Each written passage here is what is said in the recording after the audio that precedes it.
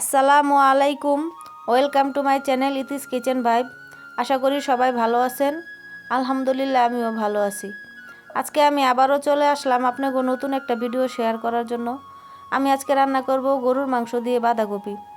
আমি গরুর মাংসটা রান্না করার জন্য প্রথমে আমি বাঁধাকপিটা ভাপ দিয়ে নিব, তাই আমি পাতিলে বাঁধাকপিটা দিয়ে দিতেছি। বাঁধাকপিটা দিয়ে আমি এখন দিয়ে দিব সামান্য পানি। আমি দিয়ে দিলাম পানিটা দিয়ে এখন আমি পাতিলটা ঢাইকা দিমু বাঁধাকপিটা ভাপ দেওয়া যতক্ষণ না হয়। দেখেন আমার বাঁধাকপিটা ভাপ দেওয়া হয়ে গেছে। এখন আমি এটা নামাইয়া ভালো করে সেক্কা নিমু।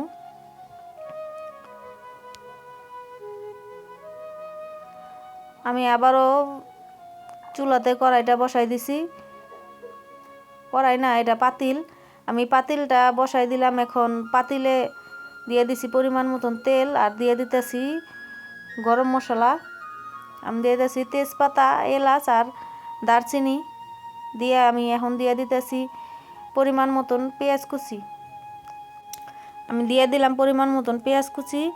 এখন এইটা আমি ভালো করে ভাজ্যা লুমু। ভাজ্যা আমি এর মধ্যে দিয়ে দিছি হলুদের গুঁড়া, মরিচের গুঁড়া, ধনিয়ার গুঁড়া আর আদা রসুন বাটা আর লবণ দিয়ে আমি এখন মশলাটা ভালো করে কষাই নেবো। আমি কষানোর জন্য দিয়ে দিতেছি সামান্য একটু পানি। পানিটা দেওয়ার কারণ হইল যাতে মশলাটা পাতিলের নিচে না লেগে যায়। এখন আমার মশলাটা আমি ভালো করে কষাই নিছি। এখন আমি এর মধ্যে দিয়ে দিতেছি গরুর মাংসগুলা। গরুর মাংসটা দিয়ে আমি ভালো করে নাইড়া চাইড়া এটা কষাই নিমু। দেখেন আমি মশলার লগে গরুর মাংসটা মেশাই নিতেছি। এখন আমি মাংসটা ঢাইকা দিমু ভালো করে কষানোর জন্য। আমি এই পর্যায়ে দিয়ে দিলাম কয়েকটা কাঁচামরিচ কাইটটা। আমার মাংসটা প্রায় কষানো হয়ে গেছে। কাঁচামরিচটা দেওয়ার পরও আমি কিছুক্ষণ এটা একটু কষাই নেবো।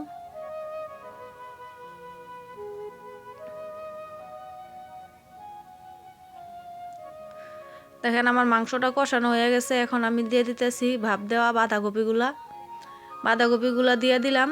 বাঁধাকপিটা দিয়েও আমি এখন ভালো করে এটা মাংসর সাথে মিশাইলাম। বাঁধাকপিটা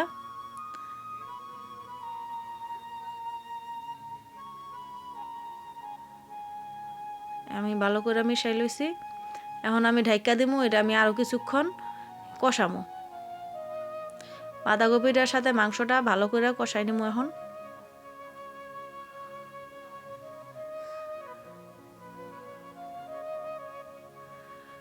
দেখেন আমার মাংসটা কষানো হয়ে গেছে।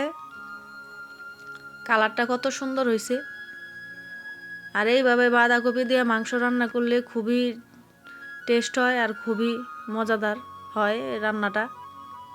আমি দিয়ে দিতেছি পরিমাণ মতন পানি। এই পানিটা দিয়ে আমি রান্না করে লমু এখন তরকারিটা।